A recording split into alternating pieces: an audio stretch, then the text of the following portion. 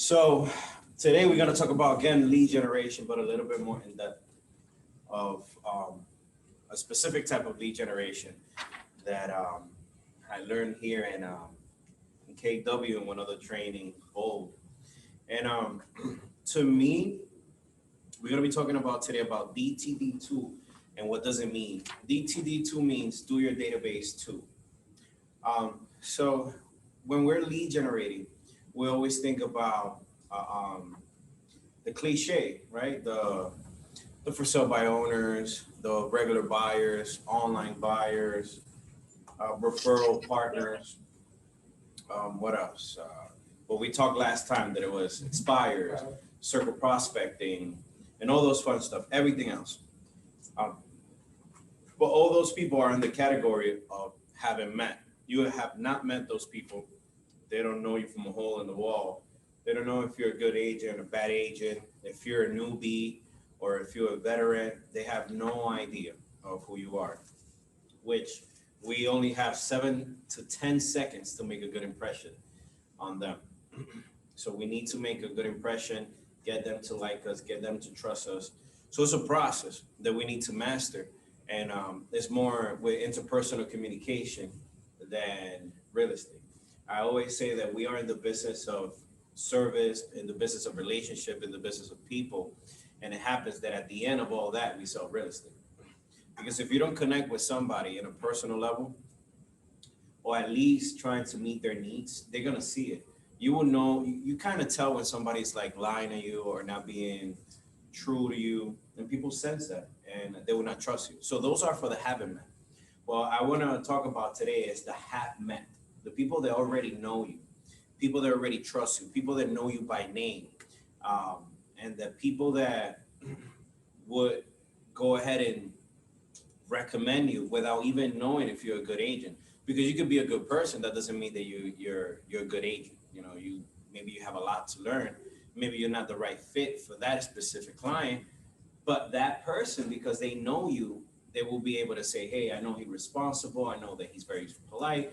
He's on top of his game. I know that he will do a good job just because they know you on a personal level. So that's what I want to talk about today. I want to talk about people that already know us, people that we have on our phone, people that we have in Facebook, people that we know in the street, our barber, our the salon, the lady that does your nails, that you always talk with her. Those people that already know you, the people that trust you, people that you have conversation with, those people are so valuable. And we need to make sure that when we're lead generating, they are part of our lead generation. I know some of you came to my other class of lead generation, and I talked about how we break our lead generation in the morning. Like at 8, we'll call a certain type of leads. At 9, another type of lead, and then at 11, I reach out to my spheres of influence or my database, the people that know me, people that I sold properties to in the past, or that I sold their property in the past, help them get a rental, or just somebody that I met at the gym, whatever it is, right? So with this, I want to talk about something. We want to get into the habit of collecting data. You see how right now the business have changed so much that before you used to, big companies used to invest in all type of stuff, infrastructure and whatnot. Now they invest in data because data is so important. Right now, if I give you the information, if I give you a list of 10 people that want to buy or sell, and they really are, motivated to buy and sell, you call them, that data is so valuable to you. Because right now, looking at the numbers this morning, four deals can net you $40,000, $50,000, and doing 4 deals is so doable. I have a fun fact here. When I went to Bold, I had about, it was a little bit over 2 years ago, 500 people in command, right? 500 people that I decided to import to command, and I had their phone number, their name, and their email. And I didn't contact them. I was not following up with them. I was not calling them. They were there, They were not even in a smart plan or anything. The calculations are that I lost that year $474,500 for not paying attention to my database. And those are the numbers, depending of how many people you have in your database and how many deals you should be doing. So with that being said, whoever you have on your cell phone, I think that, let's say if I was a new agent, knowing what I know now, if I had to start from scratch, but with the knowledge I have now, the first thing that I will focus is in my spheres of influence. There's in my cell phone, there's people right now, I check my phone and we got to have hundreds of people in there. What I would say is you can download all those people on a PDF, not on a PDF, like in a CSV file, an Excel file, and upload all of them into Command at once. And I'll encourage everybody to go one by one and give them a call and have a conversation. The conversation that we will have with these people is this conversation here. Whoever is is online, you guys can research this method. It's called the Ford method. That probably is backward. 4FORD method, Ford method.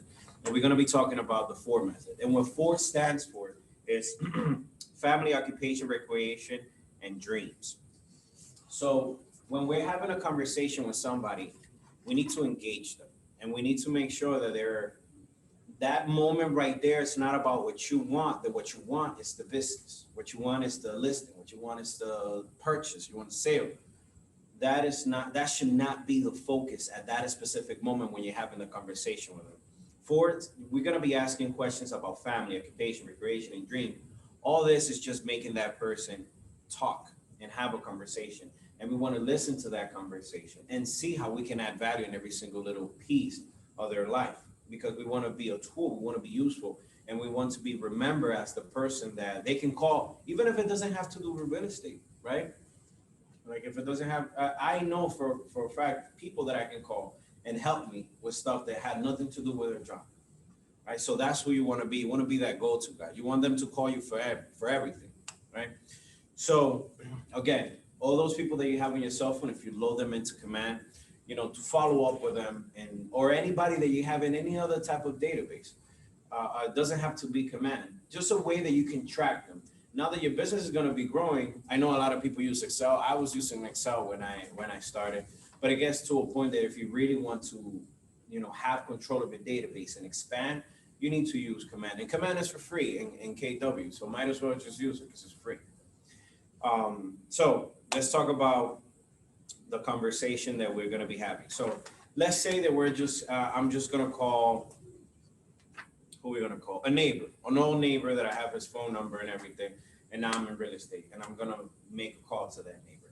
We want to follow the Ford method. We want to ask them specific questions and in that same order.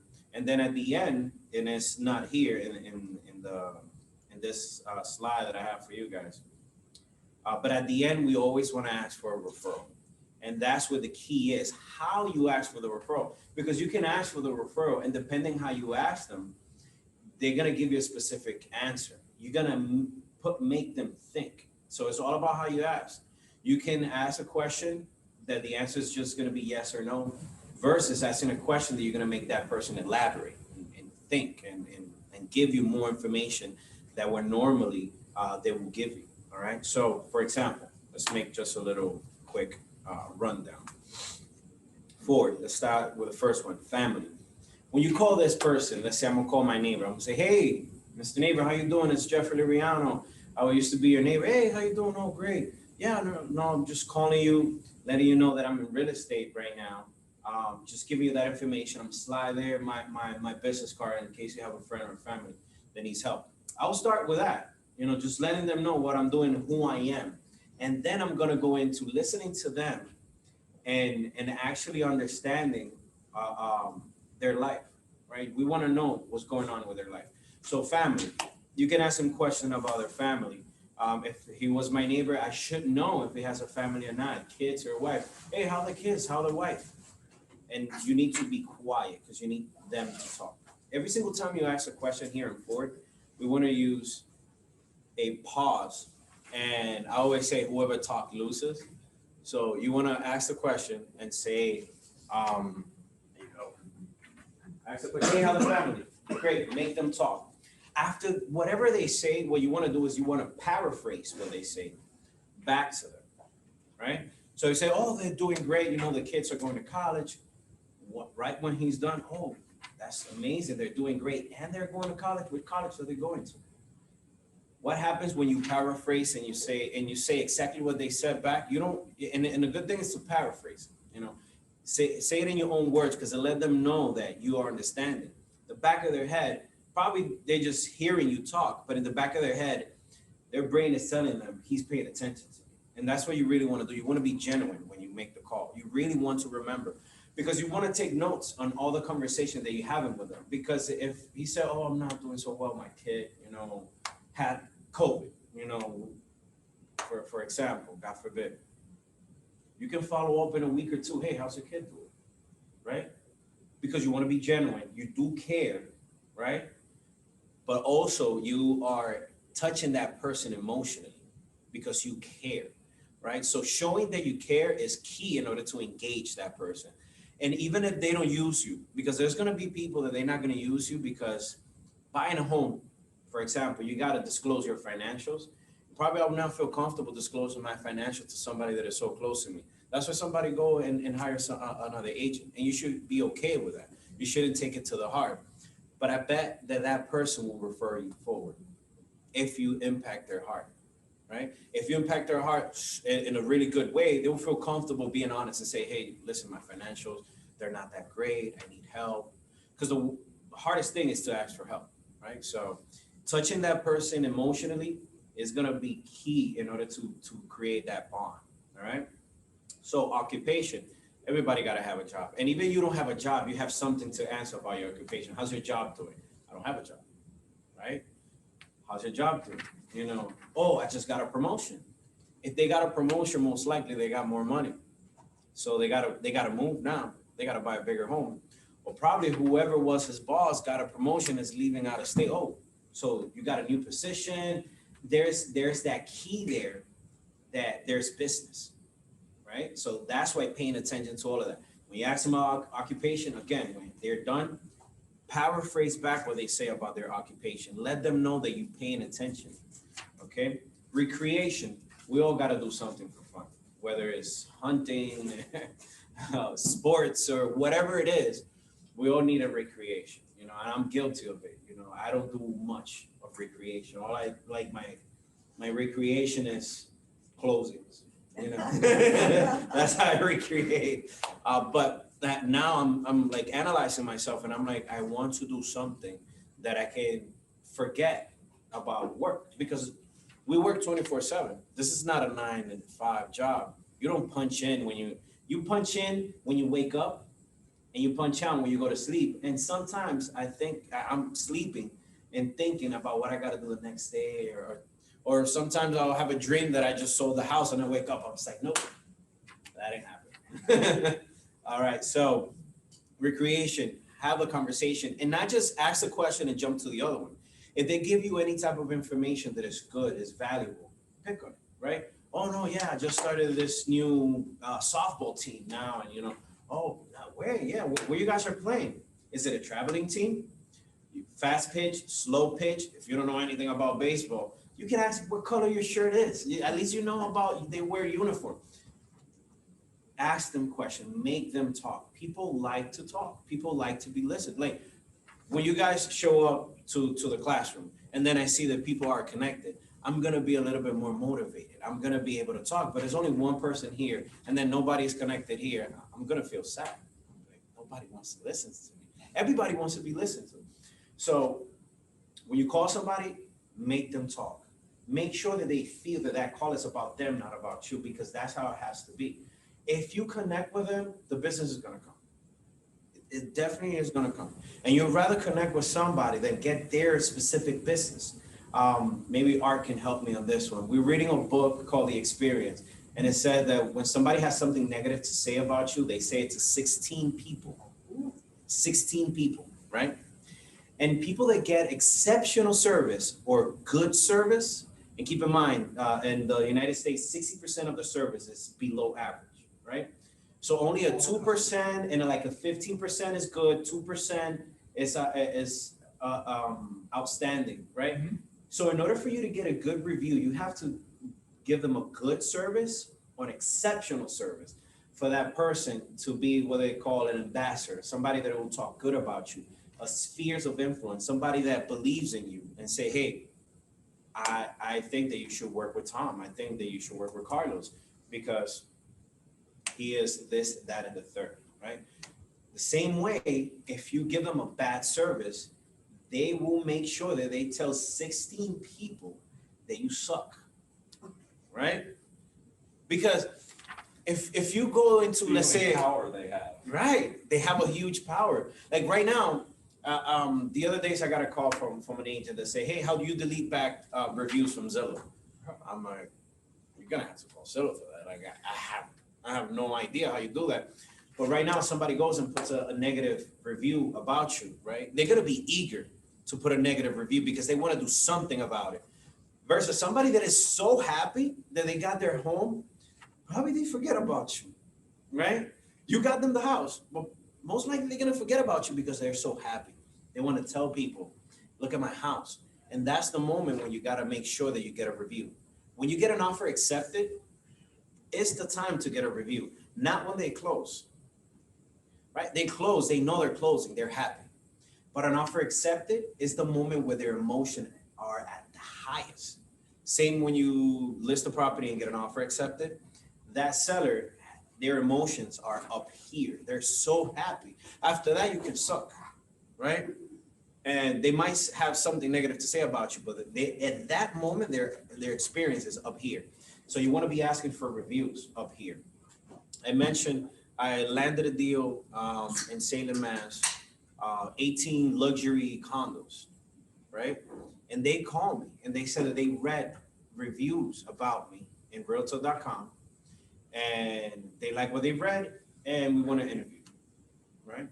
They interview, right? I make my proposal. They say no to my proposal and I stand behind my proposal and I said, okay, in order for me to deliver, I need this, right? And 2 months later, they say, hey, nobody gave us a proposal like you, please come and work, right? But it was those reviews. If they would have read bad reviews about me, they would have never gave me a call. So it's super important to make sure that people have good things about you, but not just let them say it. You want to make sure that they say it. So when you get an offer accepted, give them a call, get that review, take a screenshot of that review, post it on your social media, right? In Spanish, there's something that I don't know how to say it in English, but it's say, cacarear los huevos. When a chicken put their eggs, they got to go and warm it up, right? They got to go and sit on those eggs. What do you call that? Nesting, right? All right. So when you do something good, make sure everybody knows. And it's not, showing off. It's branding. It's marketing. Right? You're putting things out there. So capitalize on every single little thing. I always say when I started selling real estate, I was celebrating every single little part of the transaction. So I made a flyer for offer accepted. I made a flyer for under contract, like that we went on PNS, right? And then when it was clear to close, and then when we closed. So a one deal, I used to get 4 different posts out of one deal, right? Some of us will not post anything. Now I only post offer accepted or and close. Like I don't use all the other ones because I have more material to post now. But I started utilizing every single material that I had. All right. So we are at recreation. And then dreams, right? We all have dreams. We all want to do something that we think that are out of our reach, but we always want to do it. People want to talk about those dreams. If you're paying attention to somebody all the way and you say, hey, and what's the plan for this year? What's the plan? Right now we are where? Summer is about to come. Perfect question. What's your plans for the summer? The summer is done. What it comes? Fall, right? What's your plans for the fall? What's your plan for the winter? What's your plan for spring? And we're back in the summer, right? You always have a question to ask. What's your dream? What is your dream? Any new plans? Any new project coming up? Everybody has a big project. It could be painting their deck, right? That's their project. They're gonna talk about that. Pay attention to it. And then the good part. So we're done. Family, occupation, recreation, and dreams. Forward, right? We want to make sure we ask about those 4 pieces of their life and make them talk. Now, this is the money shot is now, right? At the end, they're ready. You pay attention to them. They trust you. they know you already. Now you need to ask for a referral. You need to ask for business. And this should be more important than anything. It's asking for the business. And it's all about how you're going to ask for the business. If I ask anybody, do you know anybody trying to sell or buy? If I ask you that question, there's two answers, yes or no. Normal answer is going to be no, because out of 25 people you ask, one is going to say yes, right? So that's why they made us call 25 people in bold, like every day, because you know you're going to get one. And we all ended up getting like 3 or 2, right? 3 or 2 leads. So when you're asking the question, you want to make sure that you make that person think. You want to make sure that that person is actually searching in their brain, right? Okay, who told me? I know somebody told me. You know, you're going to make them think, right? So the way that you want to ask these type of questions, that you can paraphrase it, but you want to have open-ending questions. Is what we're looking for. I want to say, hey, do you know anybody that's trying to buy or sell that you can connect me with, that you can give me their phone number that I can call? I have a pen and paper on me.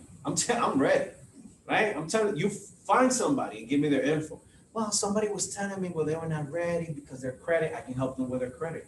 Do you know that we do that? We can give them tips on how they can start fixing their credit.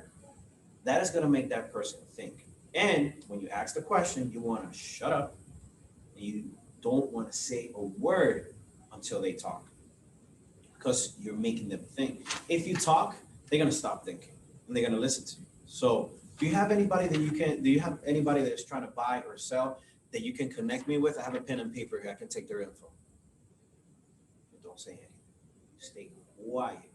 Most likely they're going to say no, then go with okay, let me send you my business card. All right. And if anything, give me a call, pass them a business card, and make sure you call that person again every 4 months. So a quarterly call. You want to be contacting your database on a quarterly call, all right? And I want to do an exercise for you guys today. So what I want you guys to do is, I want you to go through your phone, and we're going to pick 5 people, all right? We're going to pick 5 people, and not the people you trust, not the people that you normally talk to, not on your favorite. Like, go through a number that you know that you haven't talked to this person for quite some time. And let's have this conversation, right? Let's have the conversation with them. Hey, you know, how's the family? How's the job? How's the softball team? How's the new project coming along? Hey, do you have anybody that is trying to buy or sell that you can connect me with? I have a pen and paper. I can take their information. Ask that question to these people. Go through forward. And I bet you that out of these 5, at least someone is going to give you a number. And that number, you're going to contact them, and we're going to make reference to the conversation. Hey, I was just talking to X, Y, and Z, and they told me that do you need help with real estate? You're trying to buy a property, and I'm calling you because I would like to help you get ready. When you say helping you to get ready, it's totally different, help you to buy. Because somebody's going to say, oh, well, I'm not ready right now. And they could be ready. They just don't know it. But if you let them know to help you to get ready, it takes off the pressure of me coming and saying, buy, right? So it's all about how we ask the question, okay? If we ask the question in the tone of voice that we use, it's like music. You gotta give it a melody when you're asking the question, because you don't want to sound monotone. You don't want to sound like you're actually reading the question. Okay, family. Okay. The next one is occupation. Let me wait until he finished talking so I can ask him about his job. No, pay attention, because there's going to be things that people are going to be saying in between the lines, you know, that it's going to give you a trigger to ask for the business. And it's okay if in the middle of a conversation they say, occupation, oh no, I just got a new job and I got to move down to Arizona.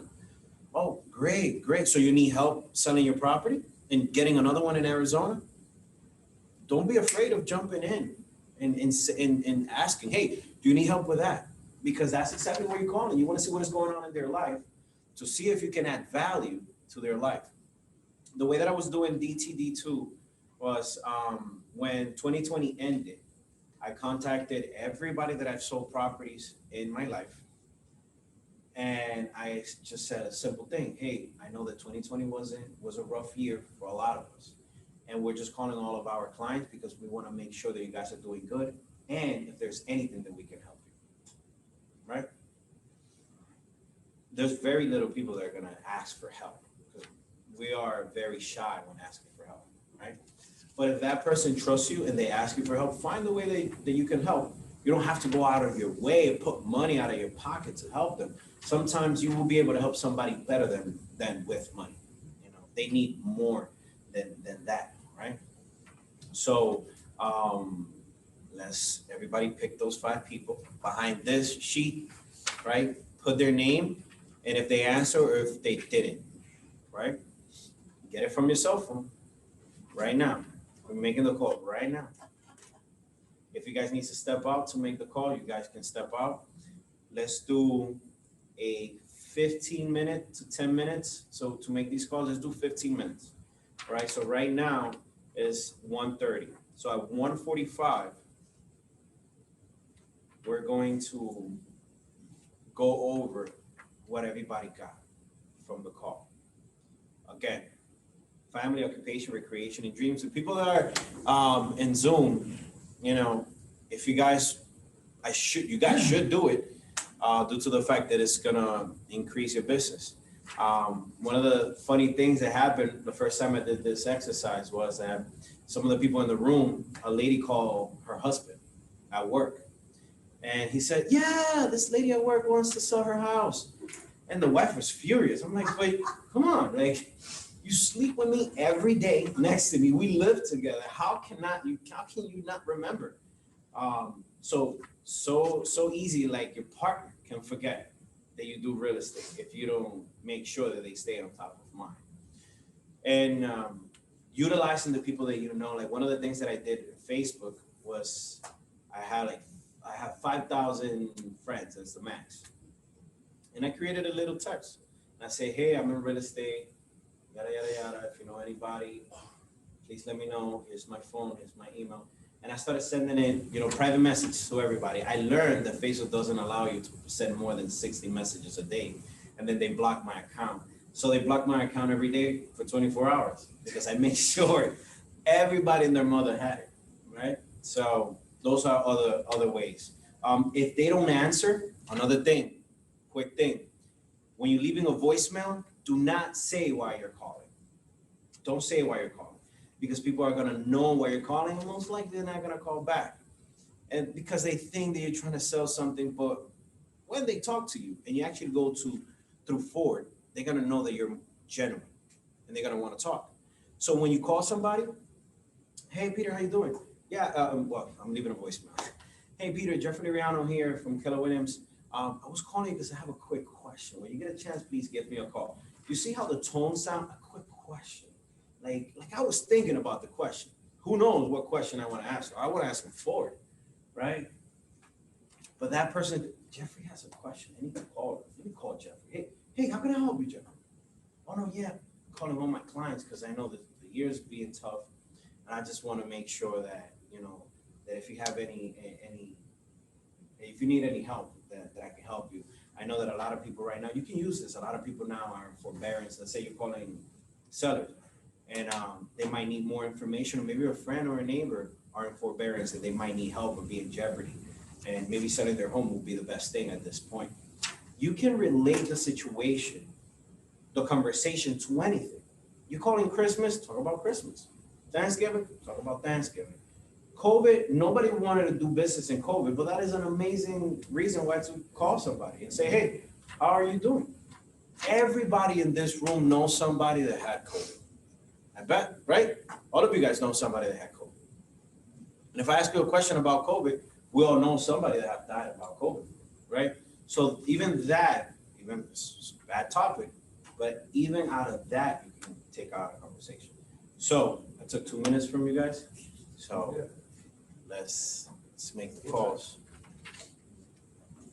Working right now. We're working. Right now we're working.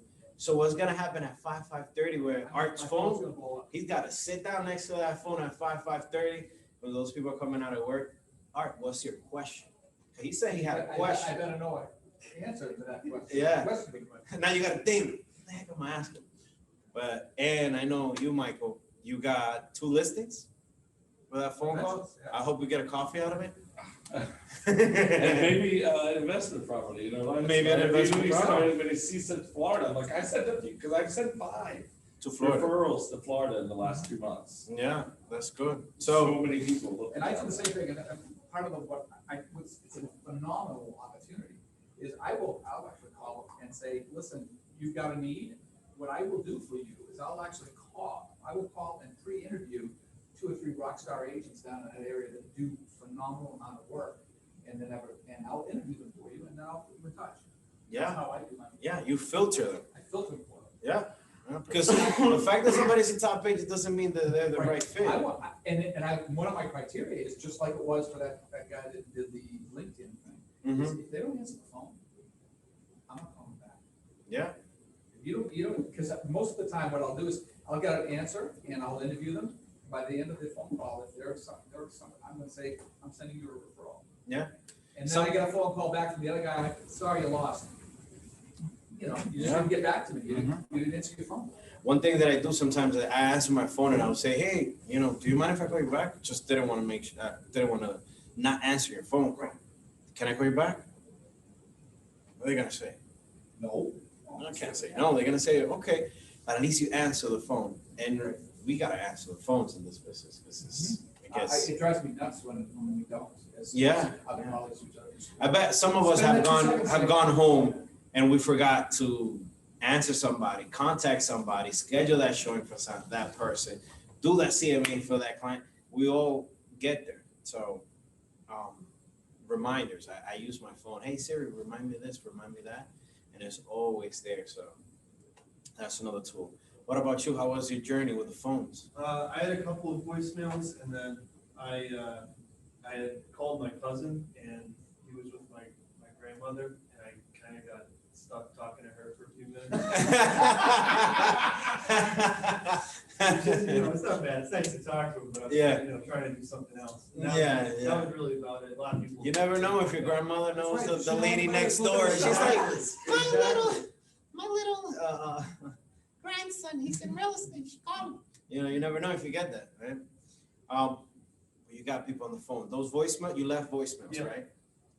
They're gonna call you. Mhm. 4:30, 5:30, you're gonna start getting those callbacks. So, and that was only 5 people. It was 15 minutes. Imagine doing 4 hours of that every day.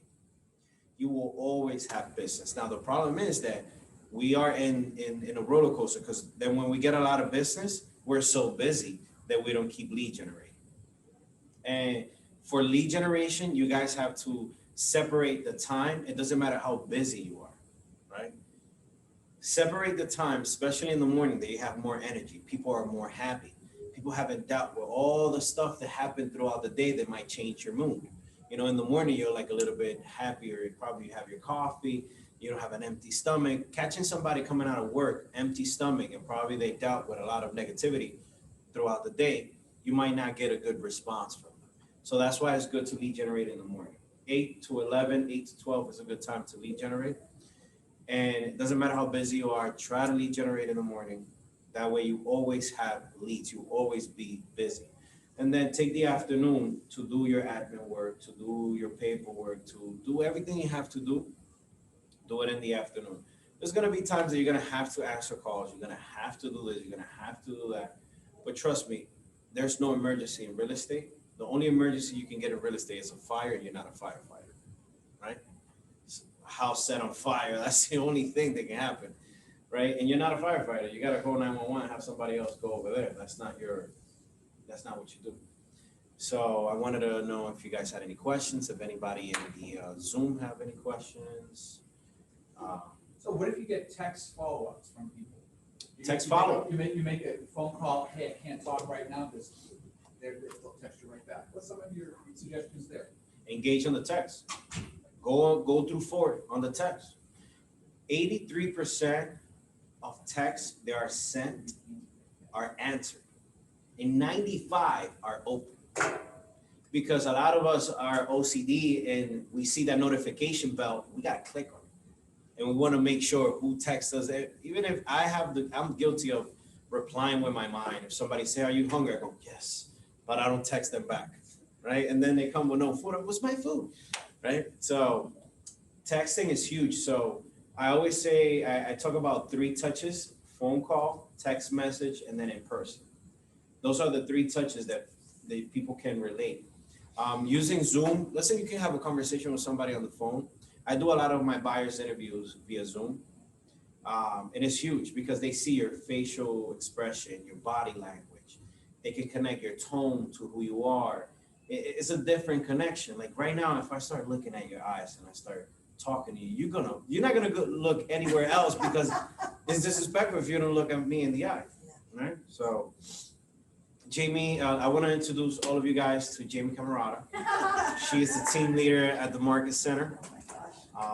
Yeah. So, what other questions you guys have? But engage on text. I will say leave a phone, leave a voicemail, and also send a text message. Hey, Art Durkin from KW, I have a quick question. When you get a chance, give me a call. Don't go into the conversation. Let them engage and then go into the conversation.